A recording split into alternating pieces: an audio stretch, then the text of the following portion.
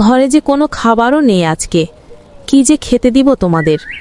2 দিন থেকে কোনো কাজও পাই না, দোকান থেকে বাকি নিয়ে আসে, তাও তো চালালাম 2 দিন। এখন তো দোকানদারও আর বাকি দিবে না। তাহলে কি আজকে আর রান্না হবে না? মেয়েদের মুখে কি খাবার তুলে দিতে পারবো না?